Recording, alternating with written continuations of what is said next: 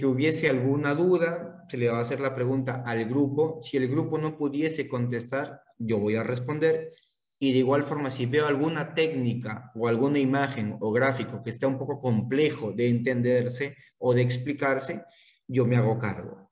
¿Ok? Esa va a ser la temática. A ver, Olivares, ¿puedes proyectar tus diapositivas, por favor? Ya. Ok.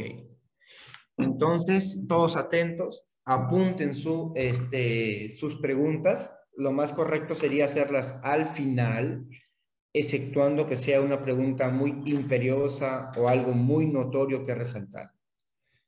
Ok. A ver, déjame anotar los participantes para poner las notas. Dame un segundo, ok. María Fernández. Vamos a apuntarlo por apellidos. Mera María. Está Núñez Cristian.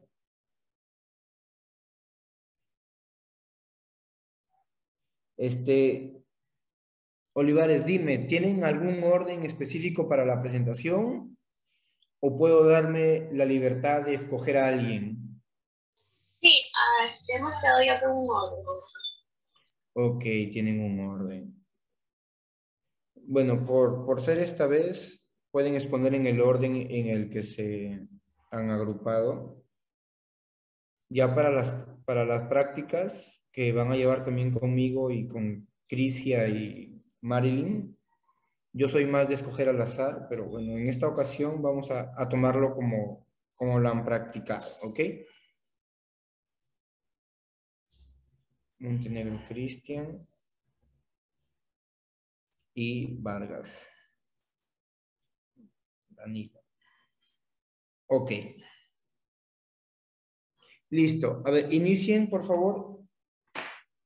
Quizá en el transcurso de la presentación yo les pueda hacer alguna interrupción, alguna consulta, así que estén atentos cualquier participante. Se entiende que todos los integrantes han participado en la elaboración de este trabajo, por ende puedo preguntarle a cualquiera de ellos.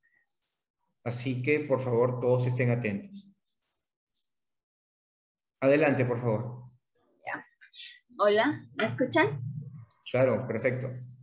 Gracias. Hola, muy buenos días con todos. Buenos días, profe. Bueno, nosotros les vamos a exponer el tema al día de hoy que se conoce como cáncer cervicouterino y virus del papiloma humano. Como ya saben, somos 5 integrantes y pasamos a la siguiente diapositiva.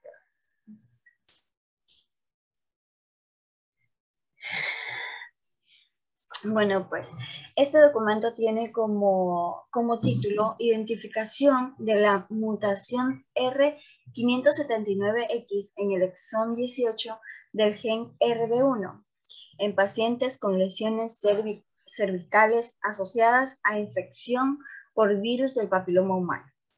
Bueno, pues como sabrán, este documento nos da un resumen, el cual está compuesto de objetivos, métodos, resultados y conclusiones. Como objetivo tenemos identificar lo que es la maduración déjenme apagar esto. Bueno, como objetivo tenemos identificar la mutación R579X ubicada en el exón 18 del gen RB1 en pacientes con lesiones cervicales asociadas a infección por virus del papiloma humano mediante PCR-SSP y PCR-RFLP y además un secuenciamiento en la misma. ¿Qué significa PCR-SSP? Este es un polimorfismo de conformación de cadena simple. Y esta técnica se la conoce como rastreo de mutaciones usada en el diagnóstico molecular basada en la migración electroforésica del ADN. Por lo consiguiente también, ¿qué significa el PCR-RFLP? Esta es una técnica de polimorfismo de longitud de fragmento, la cual es utilizada para el análisis de configuración ubicadas en el ADN. Bueno, pues también tenemos un método el cual nos dice Pregunta. que sí. Si yo tuviera dos organismos, veo que estás un poco medio leyendo y quisiera confirmar si lo tienen claro el concepto, porque por lo que veo van a trabajar con esas técnicas y deberían estar claras. Si yo tuviera dos organismos de la misma especie y quisiera detectar alguna mutación en ellos, ¿qué uso? ¿PCR SSCP o PCR RFLP? PCR-RP, ¿Por qué? porque dice que se trabaja en un gen específico, que vamos a identificar el diagrama o el pedacito del gen específico que estamos buscando. En este caso es el virus del papiloma humano, el cual nosotros necesitamos el gen específico del virus. Entonces las mutaciones yo puedo verlas dentro de RFLP.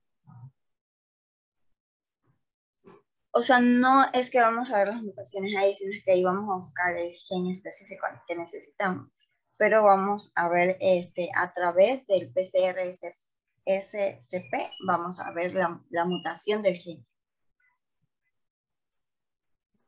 Ibas bien, pero tú me dijiste RFLP. Cruz está levantando la mano, creo que la tienes clara. A ver, Cruz, Benítez.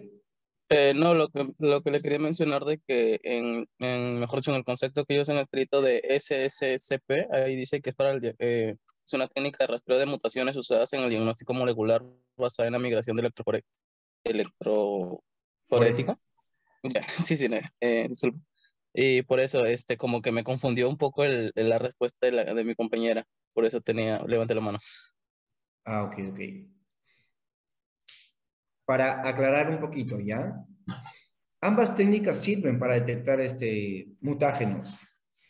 El detalle con la RFLP, que sería la respuesta a la pregunta que hice, es que te va a dar la longitud de banda. Cuando hay cambios tipo adhesión, sustracción, inversión, genera un cambio de peso molecular. Entonces, en la migración se va a notar ese cambio, porque unas bandas van a estar arriba, otras van a estar más abajo. Para detección de mutaciones dentro de organismos de la misma especie, por lo general se utiliza RFLP, que imagino que va a ser la técnica base para este estudio. Bueno, ya los compañeros nos dirán si es que sí o no. Ya lo veremos en el transcurso de la presentación. Continúa, por favor, Maffer. Gracias. Bueno, como les seguía comentando, este estudio se lo realizó en 72 muestras, con lo que es un hisopado y cepillado en el cuello uterino. Se tomaron 36 muestras de mujeres sanas y 36 muestras de mujeres que estaban infectadas con el virus del papiloma humano, las cuales se les realizó la extracción del ADN y la amplificación del exón 18 y del gen RB1 mediante el PCR y el análisis mediante PCR-SCP, secuenciamiento y PCR-RFLP. Como resultados tenemos que el análisis de PCR-SCP reveló dos patrones diferentes de corrida. Mediante el secuenciamiento también se logró identificar la mutación del gen R579X en el exón 18. Como conclusión tenemos que la mutación R579X encontrada en las muestras experimentales conlleva a la formación de una proteína truncada no funcional. La siguiente diapositiva, por favor.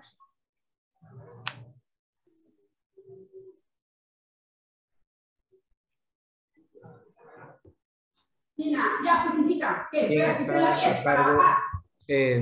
Alex, tu micrófono.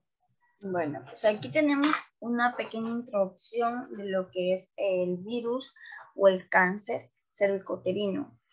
Nos dice que es la segunda causa de muerte por cáncer en mujeres de todo el mundo.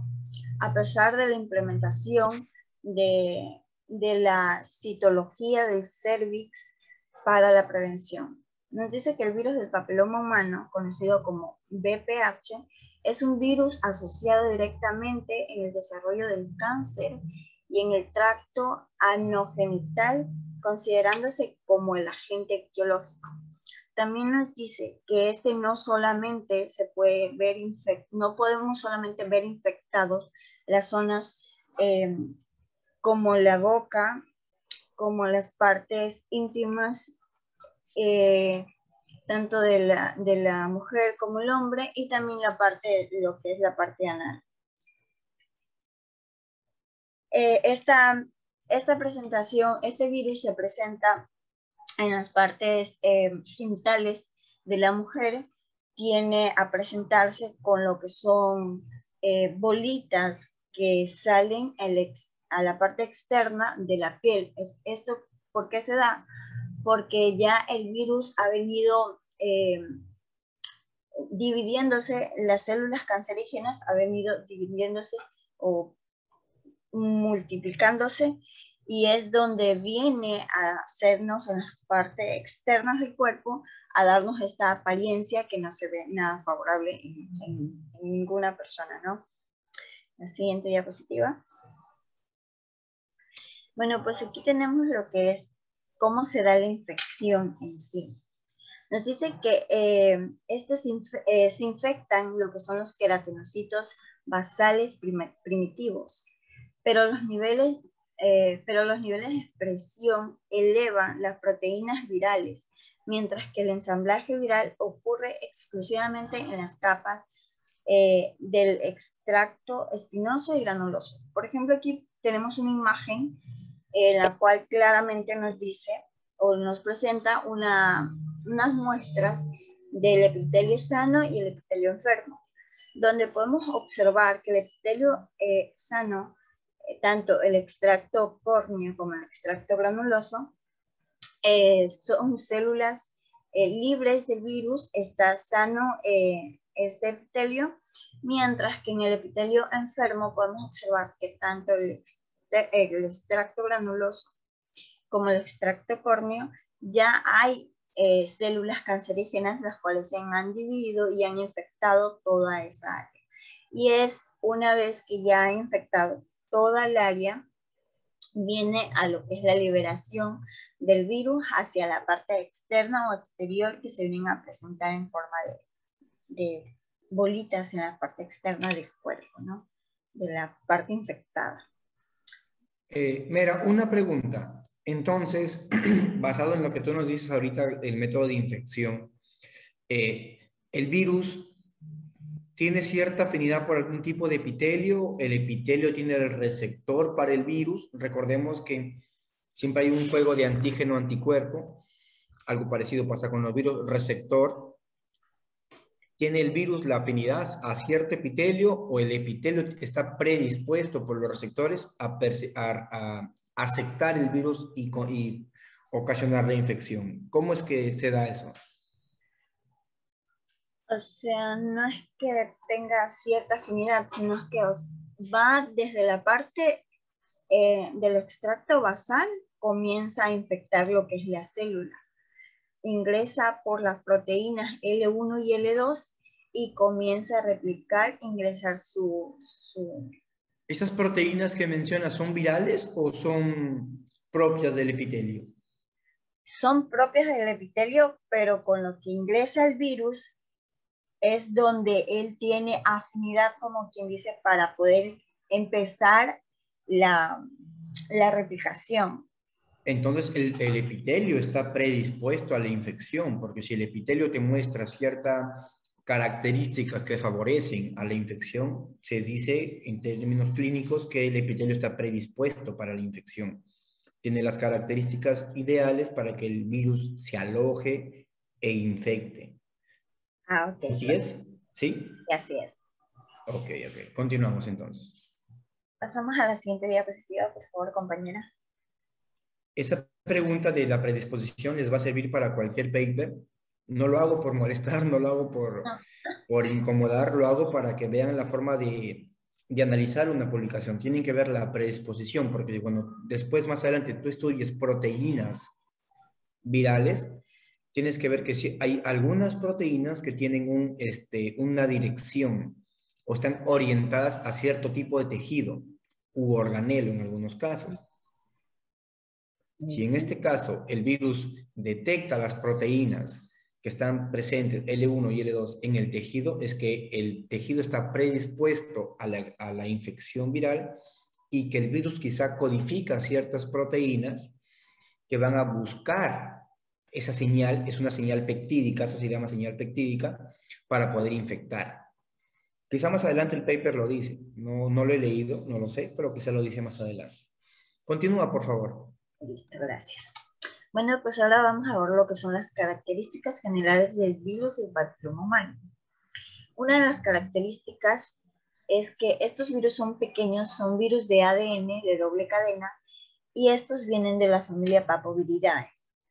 Estos contienen acerca de 8.000 pares de bases y codifican en 8 y 9 marcos abiertos de lectura, los cuales son transcritos como ARN policistrónicos. ¿Cómo está?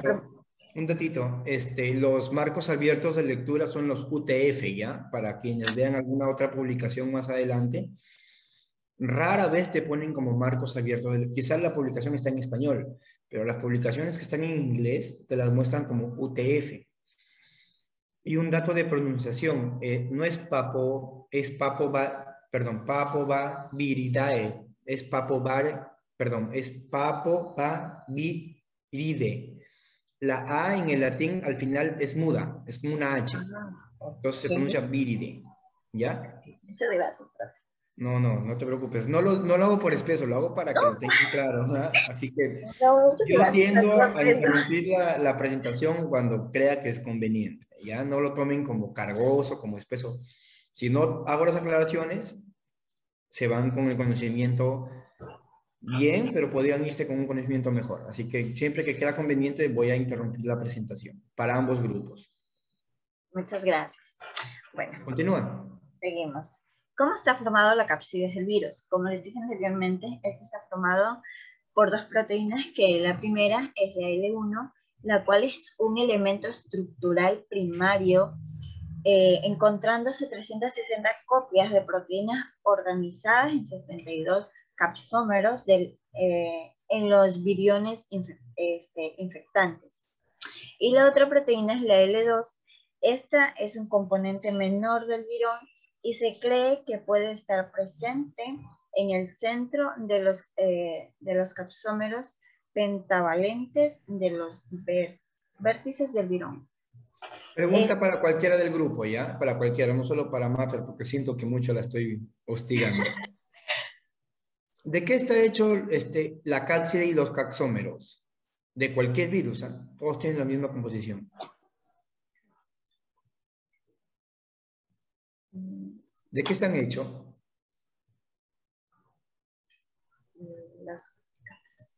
La cápside y los caxómeros virales, ¿de qué están hechos?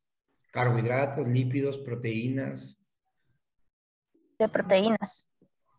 Son proteínas. Y justamente a eso iba la pregunta anterior. Esta cápside y sus caxómeros que la componen van a tener cierta afinidad hacia otras proteínas, lo que en una proteína se conoce como una señal peptídica. La cápside y los caxómeros le van a dar la facilidad de infectar a las células.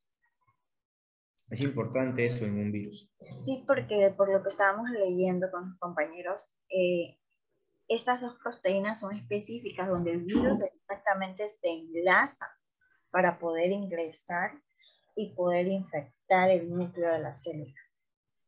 Claro, bueno, yo no soy un experto virólogo, yo soy biólogo pesquero incluso, pero dentro de la experiencia en el trabajo se entiende que una cápside está conformada por caxómeros y estos caxómeros tienen ciertas señales peptídicas que van a incitar, a orientar y guiar el virus para ser atraído por cierto tipo de sustrato. El sustrato en este caso son las células a infectar.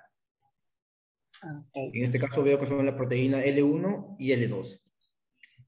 Estas son las proteínas de señal peptídica, no las que van a hacer que el virus sea infeccioso. ¿Sí? ¿Así es? Ajá, sí, en esa área. Perfecto. Continúa, por favor. Bueno, pues le doy paso a mi compañera Daniela. Ella les va a explicar un poquito más adelante. Ok. Bueno, aquí en la siguiente imagen podemos ver un poco más de la estructura del virus del papiloma humano. Aquí se observa que las proteínas de los genes E6 y E7 están siendo consideradas oncogenes, las cuales son activas funcionalmente, señalizando las proteínas P53 y RB1 respectivamente. También se observa a la E1 y E2, las cuales son genes de expresión temprana necesarias para la replicación y transcripción del genoma viral. También se observa a la E4, la cual va a ser importante para la ensamblaje y la liberación viral. Y por último a la L1 y L2, la cual va a codificar estas proteínas en la cápside. Siguiente, por favor. Ahora ¿Puedes vamos a... regresar un ratito? ¿Puedes regresar, por favor? Esos números de 6.000, 4.000, 2.000, 8.000, guión o slash ¿a qué se refieren?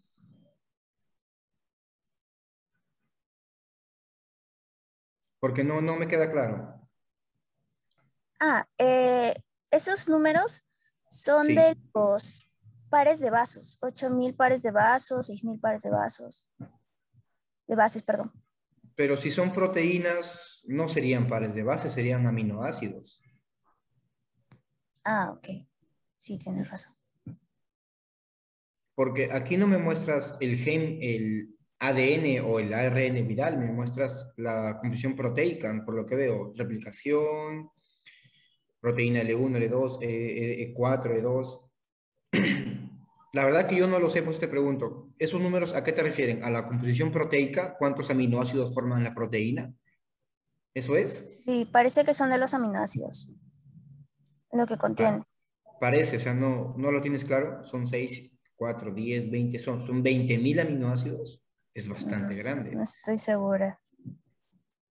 Sería de profundizar ahí, porque esos números, a lo que yo veo, podrían ser aminoácidos. Serían 20.000 aminoácidos, que sería una estructura amínica muy grande, que se va a contradecir con lo que dijeron anteriormente, que sería un virus pequeño. Sería de ver un poquito de qué es eso, esos números, qué te están marcando. Vale. ¿Ok? Hay que tener en cuenta eso. Continúa. Siguiente diapositiva, por favor. Bueno, ahora vamos a profundizar un poco más sobre el gen P53 o también llamado TP53. Este va a ser un gen de los más importantes respecto al cáncer. Está ubicado en el cromosoma 17 y origina una proteína que va a funcionar como un factor de transcripción. Los genes controlados por este gen son aquellos que van a participar en la división y en la movilidad de la célula. Así como otras proteínas de supresión tumoral, esta GMP53 va a prevenir el crecimiento irregular de la célula.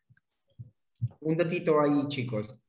Recuerdo mucho esto del gen P53 porque yo lo vi en la universidad, en la Pedrito, hace muchos años, en el primer ciclo de mi universidad. Esta proteína también no tiene nada que ver con el tema, pero es bueno saberlo.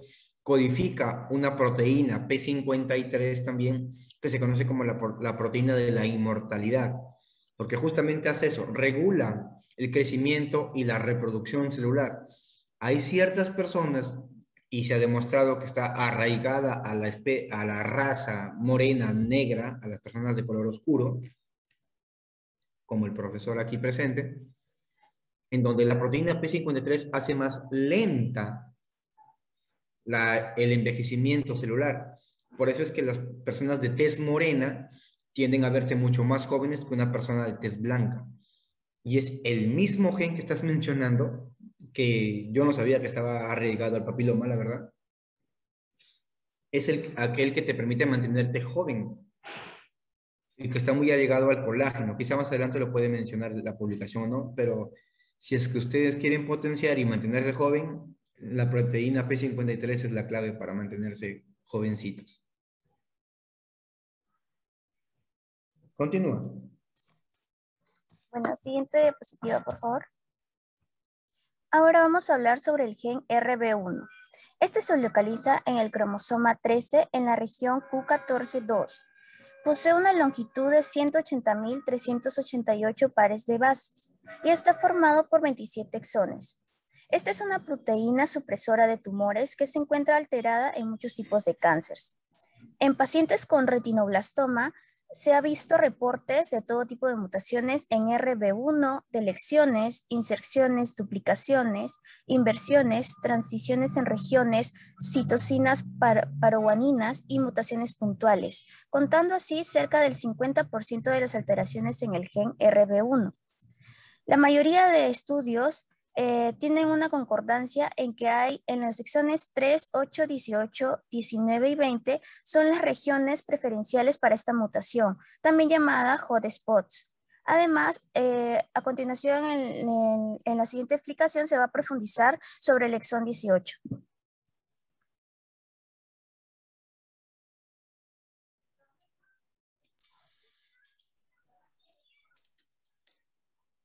¿Cuál es tu nombre, disculpa?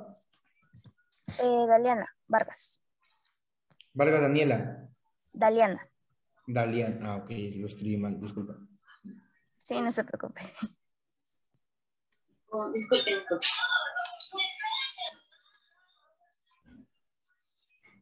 Sí, se está presentando todavía. Sí se ve, pero ya no está grande, está pequeño.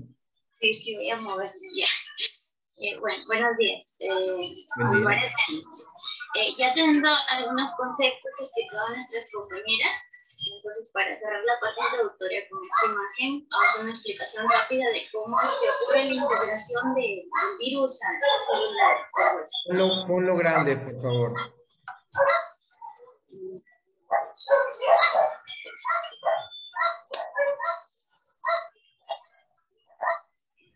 Perfecto, gracias. Bueno, en la genética de los pares, como venía hablando primera, los pares de bases de la doble cadena, hay tres regiones que vendrían a ser la región reguladora, que existe. ¿Estás segura que esta es la diapositiva? No, lo que pasa es que estoy volviendo a tales partes para poder explicar tales puntos y para entrar a esta imagen. Ah, ok. Repito. Bueno, en la genética de los pares de base de la doble cadena de virus, hay una región reguladora que existe y que le ayuda al virus a sobrevivir y que va a determinar de qué forma va a ser infectado. La segunda es la región temprana, que esta se expresa en 7 genes. Y se le llama early. Dentro de estos genes, del E1 al E7, hay 2 que son muy importantes porque estos 2 van a ser los responsables de las consecuencias y las deformaciones celulares displásicas del tejido que va a ser infectado. Aquí en la imagen, no sé si se está señalando con... Sí, ¿Sí? se ve el cursor, sí. Ya, acá. Aquí está el E6 y el E7. Con calma. Pero sí, también se encuentra una región tardía, que es el L1 y el L2. Y bueno, la función de estos van a ser el llamado al sistema inmune a crear más daño y que debilite el tejido y por lo tanto haya mayor facilidad de la replicación. Algo pequeño es de que las células que suele atacar, las células epiteliales prácticamente protegen los órganos y el virus suele atacar los órganos como la piel, el tubo digestivo, los órganos reproductores y el tracto respiratorio. Las células que vendrían a ser las vulnerables son las células basales. Claro, cuando las células están maduras, que es en la parte superior, cuando están maduras, no hay manera que entre el virus. Sin embargo, cuando hay una herida y esta herida llega hasta la parte de las células basales, donde aquí dice el extracto basal, ahí es cuando el virus entra, aprovecha y libera todo el material genético, y aquí se comienzan a ver las copias. Y al haber estas copias, interrumpe la replicación. Es un descontrol. ¿Ya? Volvemos. Una pregunta, Olivares. Regresa, por favor, regresa a la imagen del estrato.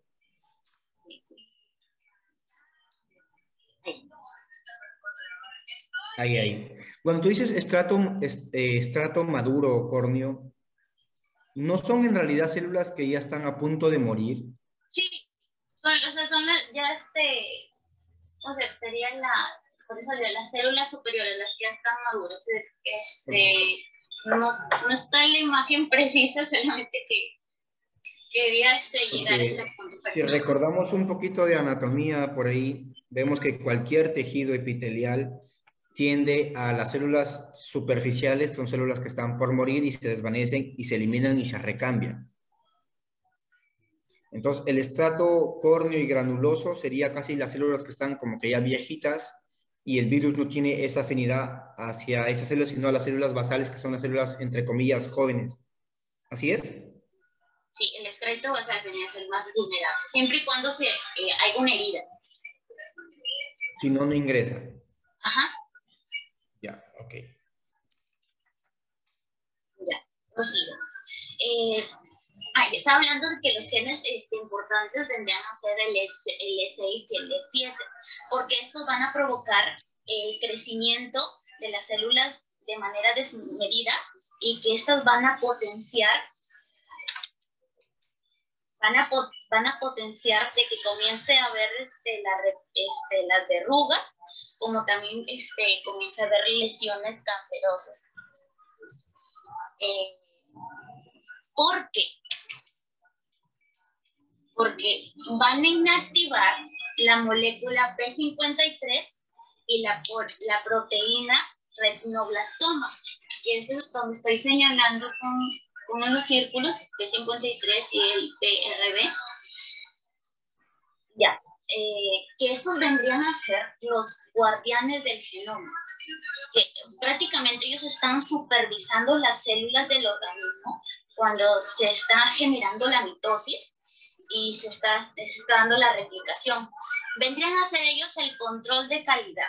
Si la célula se replica bien, la dejarán y esta seguirá replicándose. Y si una de estas copias sale dañada, la eliminan.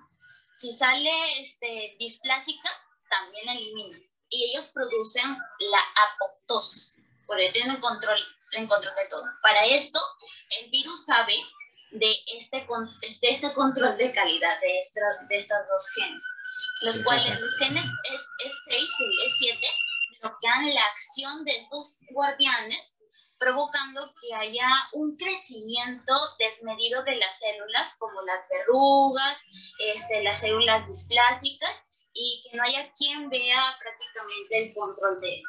Bueno, por esto ocurre tal cosa. Pregunta. Estas proteínas de control, como bien las has mencionado, ¿sobre qué etapa del ciclo celular funcionan? Hay que recordar un poco de citología. Hay la fase G1, S, G2, la parte M, que es mitosis o meiosis, según si es que son gametos. Pero hay un punto específico en donde actúan. Del G1, del ciclo celular que aquí está, del G1 al S. No. ¿No? De esta partecita. Lo que pasa es que como yo había entendido que el PRB trabaja a la par con el E2F, que también está aquí. Ellos eran como que encargados de que... de la transcripción de genes celulares. Ellos se encargan de transcribir, de hacer ARNs, claro. Pues yo había entendido de que del pero les voy a mencionar un dato ahí muy importante que, bueno, no lo muestra la imagen, pero la proteína PRB y la E2F, que son las causantes de esto, están interactuando siempre, siempre en todos los ciclos. Para pasar de G1 a S existe un subciclo llamado G0. Es una etapa de control, quiescencia o latencia, el G0, la etapa de control. De la etapa S, que es síntesis, en donde se duplican los organelos y se duplica el material genético, para pasar a G2, que es el GAG2, también hay un G0. En ese G0 también se da un control. Entonces, para pasar de G1 a S, hay el control que tú mencionabas. De S a G2 también hay un control, que es el G0. Y de G2 hacia la mitosis o meiosis, según el tipo celular que se va a formar, en este caso sería mitosis, también hay un G0. Y cuando salen de la mitosis para volver a recircular el ciclo, también hay otro control. Estas proteínas están actuando siempre, están así, pilas, siempre activas. No es que solamente van a trabajar de G1 a S. Hay una etapa llamada G0, que es etapa de control, quiesencia, latencia, en donde las células van a pasar una especie de control de calidad, como bien lo mencionas. Si es que pasan este control de calidad, pues se van a reproducir. Y si es que no, pues ahí quedan. Un dato importante, quizás no es tanto biotecnológico, es más biológico. Las neuronas nunca pasan el estado de control, siempre se quedan allí. Por eso es que las neuronas no se reproducen. Las células hepáticas también nunca pasan el control, por eso siempre se quedan allí. Toda célula que no se reproduce no pasa el G0. Causante de ese control son las proteínas que tú mencionas. Continúa. Bueno, le doy ya pase a mi compañero para que inicie con la parte de metodología. Buenos días, profesor Gerson. Hola, buen día, Montenegro. Voy a explicar sobre el muestreo y el método de este paper. En primer lugar, se seleccionaron aproximadamente 72 muestras, de los cuales se comprendieron dos grupos, el grupo control y un grupo experimental. Este total de grupos corresponde a las mujeres comprendidas entre 17 y 55 años. Los dos grupos, primero hay un grupo experimental que clasificaron en 3 niveles. Las infecciones de alto riesgo, de bajo riesgo y con lesiones precancerosas. El otro es el grupo control, que corresponde a lo que son las personas que no tienen la infección del virus del papiloma humano o que no tienen lesiones. Montenegro, ¿tienes idea de por qué son entre 17 y 55 años? ¿Por qué ese grupo de muestreo, esa muestra? Que corresponde a los jóvenes principalmente, creo que tienen menos mutaciones, predisposición a mutar, y cuando son ya con más edad son más con más predisposición a tener el cáncer.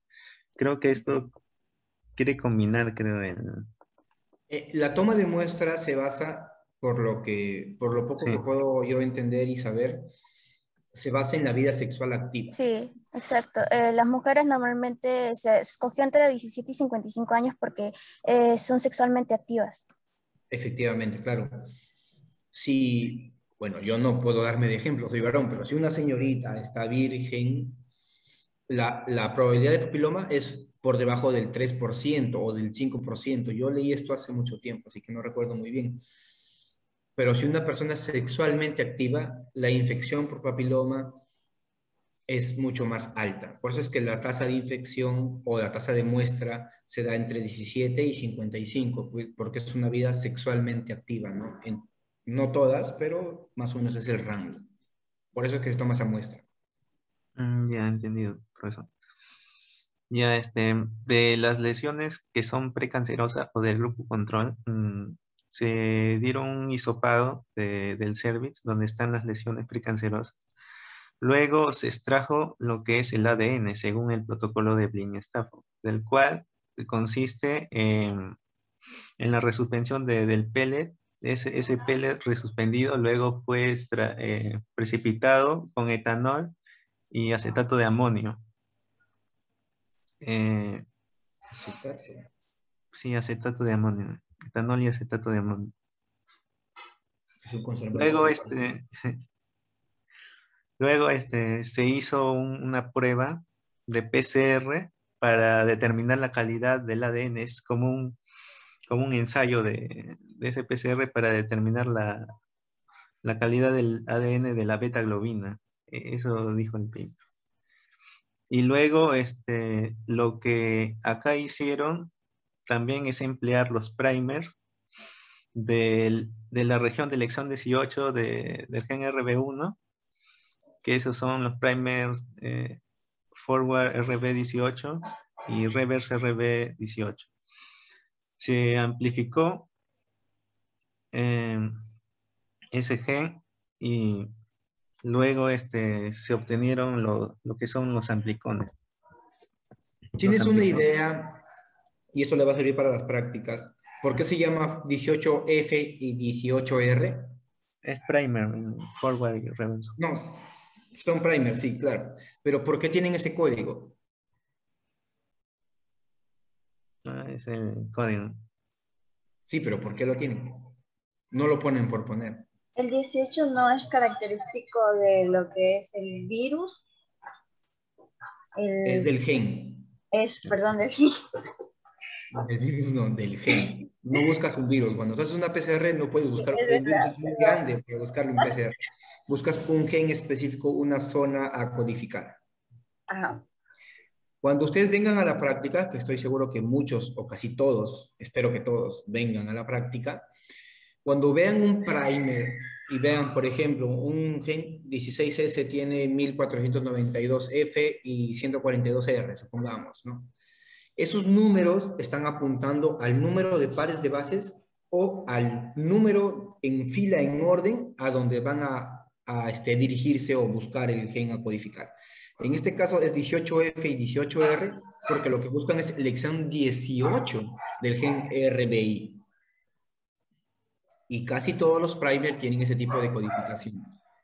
Esto les va a servir para la práctica, no tanto para ahorita, que es un dato que suena que sea irrelevante para muchos, pero créanme, cuando están en un laboratorio y te dicen, ¿sabes qué? Tráeme un primer para tal gen. Y no te dicen qué primer buscar. Entonces tú por la codificación puedes intuir qué tipo de primer deberías usar. Así que les va a servir. Profe, y una pregunta. El gen 18F y 18R solamente es específico para este virus, ¿verdad? O sea, Sí. en que se va a encontrar dentro del virus. Todo primer es específico. Por ejemplo, yo no puedo buscar, por ejemplo, los COI, el citocromo oxidasa 1, que es el más común que se utiliza, existe COI para vertebrados como COI para invertebrados. ¿Ya? Entonces, yo no puedo usar el COI de vertebrados en invertebrados, porque por más bueno que sea el primer, no me va a amplificar la secuencia que yo deseo obtener. Todo primer es puntual y específico. Recuerden que los primers son secuencias de bases nitrogenadas que se van a complementar con la cadena de ADN que yo tenga en mi muestra. Entonces, si la cadena no es complementaria exactamente, no va a pegar. Hay algunos casos, y eso quizá lo vieron ya con Marilyn, si no me equivoco, cuando vieron PCR, en donde la cadena puede pegar al inicio y al final, y en el medio queda un bucle. Esto al siguiente ciclo se va a separar y el primer no va a amplificar y por tanto no tendrás amplicón. Todo primer es específico. Un primer que funcione en una muestra es muy casi improbable, diría yo, imposible de que te pegue en otra muestra que no es la correcta. Son muy específicos los primers. Ok, gracias. Continúa, por favor, Montenegro. Ya está bien, profesor. Luego, obtenidos los amplificados o los amplicones del exón 18, se sometió a la técnica del PCR en SCP, del cual consiste en, primero, te pone los amplificados, primero son desnaturalizados por un tampón de carga, ¿no? Y luego esta secuencia de ADN que es desnaturalizada, luego se corre un campo eléctrico, ¿no? Que es que contiene el gel de poliacrilamida. Este gel de poliacrilamida luego fue revelado, el corrimiento fue revelado con la tinción de nitrato de plata. Luego, Una pregunta, Montenegro. Entonces, ¿qué hicieron? ¿Hicieron una electroforesis o una SDS page? acá dice, en el paper, dice que los amplificados son desnaturalizados, dice, Ya. mediante un tampón, una carga, que tiene formamida y azul de bromofenol. Azul de bromofenol, ya. Eso es para ADN o para Claro. amplicón. Pero tú me dices gel de poliacrilamida. El gel de poliacrilamida se usa en el SDS page, que es netamente para correr proteínas. O sea, Acá, la verdad que me confundiste. Yo estaba siguiéndote la hilación hasta que dijiste eso. ¿Qué se corrió? Salgamos de dudas. ¿Qué se corrió? Un amplicón, que es una copia de una porción específica de un ADN, o se corrió proteínas. el ¿Qué se ADN, midió? ADN. ADN, sí, porque los amplicones son del ADN. O copias de ADN, ¿cierto? Una PCR no te puede formar proteínas, eso es imposible. Para Ujú, proteínas es otra metodología. claro. Pero seguro que te dice gente poliacrilamida. ¿No te Sí, dice de acá, agarosa? acá dice, acá dice unos vidrios contienen el gel de grosor de gel de 0.4 milímetros, una concentración de poliacrilamida del 16%. Mm, ya, bueno, debe ser por la técnica de SSCP. Continúa. Ya. Luego, el resultado fueron dos muestras, que son las isoformas alfa y la isoforma beta. Eh, Luego se va a ver en los resultados. Esa es la Las isoforma imágenes, por alfa favor, y sería beta bueno que lo son muestres. del grupo experimental y también se usó el grupo control. Luego, para la técnica del RFLP, lo que significa que se va a tomar una enzima, esperen un momento. ¿No tienes imágenes de esas corridas? Si las tienes, sería bien que las muestres. Disculpe, profesor, esperen un ratito. Sí, no hay problema. Te esperamos.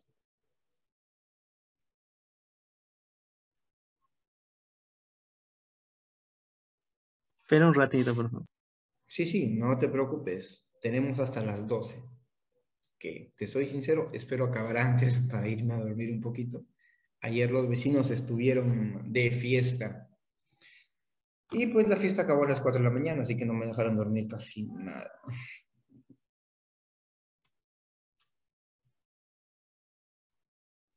Aún es temprano, así que sí se puede. No te preocupes. Sí, disculpe, acá tenía algunos problemas de casa. Ya, No te ya preocupes. está la digestión.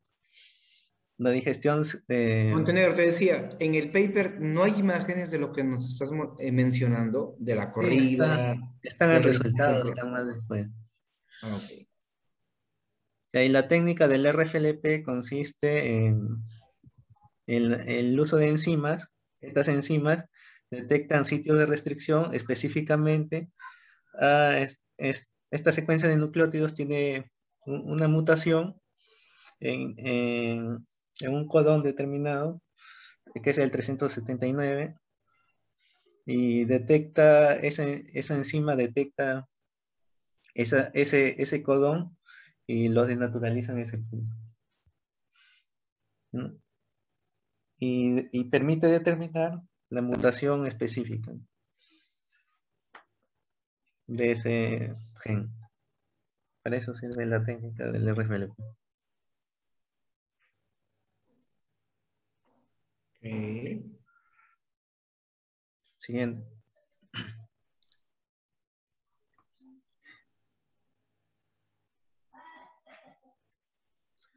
Este es el resultado de la amplificación del gen RB1 cuando después de usar los primers se obtienen los amplicones y se somete a un gen de poliacrilamida para determinar el tamaño de la muestra. Acá vemos que las muestras permitieran amplificar lo que es la muestra de 248 pares de base. Acá vemos en el primer y segundo carril corresponden al grupo experimental. El tercero, el grupo control positivo, y el cuarto, el control negativo. Y el 5 es un ladder. Ya, de los cuales, de acá según el grupo, acá corresponde al grupo experimental de 32, son 32, de los cuales de ese 32 se han dividido en dos, el estudio lo ha dividido en dos clasificaciones. De 77.78% corresponde a los que presentaron infección por el virus del papiloma humano. Y el otro 22.22% es el que no representó la infección. Luego dice que hay otra clasificación del cual 39.29% corresponden a la clasificación del virus papiloma humano de alto riesgo, el de bajo riesgo y lo que son no determinados. Son los dos grupos de las muestras del grupo experimental, ahí dice.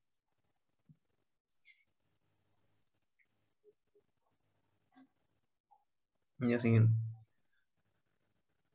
Estas son las isoformas que son los resultados de la técnica del PCR-SCP, del cual determinó la isoforma alfa. Acá vemos son de 4 bandas que corresponden a los pozos 1 y 2. Y la isoforma beta que corresponde a los pozos 3 y 4. Estas bandas revelaron diferentes corridas, que son las corridas del gel de poliacrilamida, y la revelación con tinción de plata. La isoforma que corresponde a los grupos, del 100% de la muestra del grupo control, presentó, dice, la isoforma alfa. El grupo control es el cual no tiene las mutaciones o no debería tener las mutaciones. Si puedes, señálalo con el cursor. Claro, la 1 y la 2, por ejemplo, ahí se ve que no tiene mutaciones, ¿no? Y la 3 y la 4 corresponde al 30.56% para la isoforma B. ¿Cuáles serían las mutaciones que tú mencionas? Creo, el de acá, acá dice del grupo control, tiene la isoforma alfa, que tiene 69.64, y luego la isoforma beta, que es 30.56. Eso lo podemos ver, pero yo quiero que me indiques, por favor, cuáles serían las mutaciones que tú mencionas. Porque se ve claramente una diferencia entre el grupo de 1 y 2 con el grupo 3 y 4. ¿Cuáles son las mutaciones que tú mencionas? Las mutaciones son... ¿Están con letras? Sí, de las 3 y 4, de los carriles 3 y 4, que es de la isoforma beta. ¿Cuál es esa mutación? ¿Cuál es la diferencia entre ambos grupos? ¿Dónde está la diferencia? La imagen te la está mostrando. Son las bandas. Sí, pero ¿qué parte de la banda? La banda es todo lo que está así de corrido. Las mutaciones, jóvenes, se están viendo en donde te señala la letra C, D y E. Si te das cuenta, el grupo 3 y 4 tiene cierta marcaje, cierta señal, donde justo te marca la letra C, donde te marca la D y donde te marca la E. Esa señal te indica la mutación o el cambio, la diferencia, si queremos verlo así, entre el grupo 3 y 4 con el grupo 1 y 2. Allí está apuntando el cambio. Ese es el cambio, la diferencia que hay entre grupos. Por eso es que no es el mismo. Claro, esos son Las mutaciones, como tú las las llamas. mutaciones, claro. Porque de ahí son lo mismo, son lo mismo. El marcado A y B, ambos lo tienen. El marcado F y G, ambos lo tienen. Pero la diferencia, la mutación, el cambio está en C, D y E. Y como la han sometido previamente a desnaturalización, se ven, creo que las bandas que puede diferenciarse en eso, porque cuando es mutado se desnaturaliza más y cuando no es se desnaturaliza menos. O sea, hay más, más bandas en España. La desnaturalización es justamente es lo que yo te quería recalcar. Por lo que yo veo y entiendo, han hecho una extracción y una corrida de ADN, de amplicones, productos de PCR, y una corrida proteica, que entiendo que la proteica ha sido en busca de las proteínas virales. Si tú regresas a la imagen de atrás, vas a ver que hay una diferencia clara entre geles. Esto claramente es ADN. ¿Cómo te das cuenta que es ADN? Porque dice PB, pares de bases. Y los pares de bases son las bases nitrogenadas presentes en un amplicón. Pero si vas a la imagen siguiente, vas a ver que no te muestra pares de bases, te muestra migración por peso y eso es una desnaturalización proteica, que es el gen de poliacrilamida. Han hecho doble migración, una migración de ADN y una migración proteica. ADN y lo que es la proteína. Eso. Sí. Continúa. Ya. No, siguiente. De acá, el, se vio del exón 18, utilizaron el exón 18 del gen RB1, del cual se sometió a una degradación por la endonucleasa de restricción de D1 para determinar el sitio de corte, el sitio de restricción donde la secuencia de ADN había mutado, ¿no? En ese sitio específico, de lo cual es el, es el codón que codifica para arginina. Es el codón que codifica para la arginina, que es el número 579. Y se ve acá que hay un ladder de 250 bases, de los cuales los degradados obtuvieron un tamaño de 247, 208 y 39 pares de base. Han cortado en 3 sitios.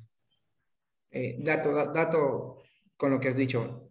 No son ladders diferentes, es el mismo marcador de peso, el mismo Sí. ladder o ladder, como lo quieras pronunciar, que se abre en diferentes pesos moleculares. No es que haya un ladder de 39, un ladder de 50 y un ladder de 200. No, es el mismo marcador de peso que tiene la facultad, tiene la capacidad de abrirse en diferentes pesos moleculares, que eso te lo indica el proveedor. Cuando vengan a la práctica van a ver que el marcador de peso es uno solo, no es que pongamos varios. Pones un solo marcador de peso y ese marcador de peso tiene la facultad de abrirse en pesos específicos. Ya no Cuando, son varios. No quiero que te quedes con la cuando, idea de que son varios marcadores. Es un solo marcador que se abre. cuando dice se obtuvo 3 fragmentos, o sea, los sitios de corte fueron 2. No te Ahí te entendí. indican los fragmentos 39, 208 y 247 pares de base. Ya, es es el peso molecular que se evidenció gracias al marcador de peso. Que yo no diría que son 208, yo diría que son un poquito menos. Si te das cuenta, está un poquito por debajo del 200, pero bueno, la investigación dice que son 208, vamos a creer. Ujú. Ok, Esa es continúa. esa es la técnica del RFLP que permite detectar la Eso, mutación puntual. me adelantaste, te iba a preguntar, ¿qué técnica usaron para ver eso? Sí. RFLP. ¿Te das cuenta? Porque hay variación en cierta pequeña cantidad casi 30, exactamente 39 pares de bases entre 208 y 247, que el RFLP te permite ver esa mutación pequeña en pequeños, en grandes o grandes o pequeños grupos de organismos de muestra, te permite ver eso el RFLP, esa pequeña variación en peso molecular. Este es RFLP, es una migración RFLP. Sí, de lo que había entendido, la técnica del PCR-SSP es un cribado general de las muestras que permite detectar cualitativamente. Sí. Correcto. Un cribado genético es aquella técnica que te permite ver el análisis completo y vas a ver una migración y vas a ver ciertas variaciones o mutaciones. En el RFLP vas a ver pesos moleculares diferentes por mutaciones. Aquí podríamos decir que la muestra 3 y 4 tienen claramente una mutación genética correspondiente a 208 pares de bases, con el grupo estándar que sería 247. Entonces, esta técnica, como tú mencionas, es RFLP. Solamente con ver la imagen te das cuenta que son un RFLP. Ya, siguiente.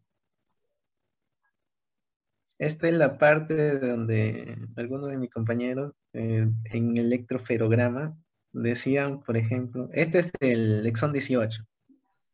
¿Ya? Y lo que te indica ahí el TC es el cambio. El cambio, por ejemplo, de ahí, de una citosina a una timina, ¿no? Que es de la isoforma alfa. Eso cambia, muta Esa región, esa esa área. región que codifica para una arginina, va a codificar, ya no va a codificar para otra, por otro aminoácido y ya la proteína deja su función. Claro, ahí la secuencia es que cuando cambias las bases nitrogenadas, estas bases nitrogenadas, al pasar a ARN y luego a proteína, la proteína que vas a obtener ya no es la misma, que en este caso sería la mutación ligada a arginina. Así es, ¿no? Sí, es una mutación puntual, el Punto. cual... Y de esto, sobre los picos que se están mostrando en el electroferograma, de la profesora Cris, ya creo, había dicho que era un tipo de contaminación y no se veía una buena resolución de ese electroferograma. Claro, Era de mala calidad. cuando han visto ustedes las metagenómicas, les han de haber dicho que cada letrita tiene como que un color, ¿cierto? Adenina un color, timina un color, guanina un color. Entonces, cuando la muestra está limpia y pura, levanta la banda justo en el colorcito.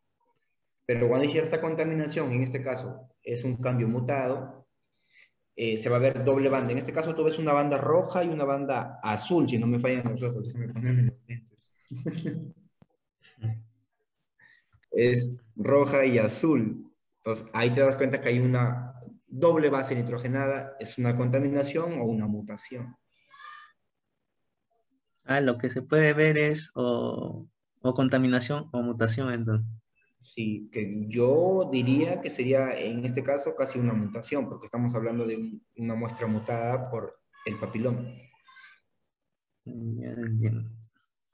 Sí, ese es donde se resalta la mutación, ¿no? De citosina timina. En el codón 579. Ok. Y sí, muchas gracias. ¿Y Núñez Cristian me va a exponer? Ha tenido problemas y no se ha podido conectar. Si pueden que lo justifique con Cristian, ¿ya? No conmigo, sino directamente con Cristian. Ya está. Yo lo voy a poner como que no se presentó, pero que se justifique con Cristian. Ok, eso sería todo, ¿no? Sí, eso sería todo, profesor.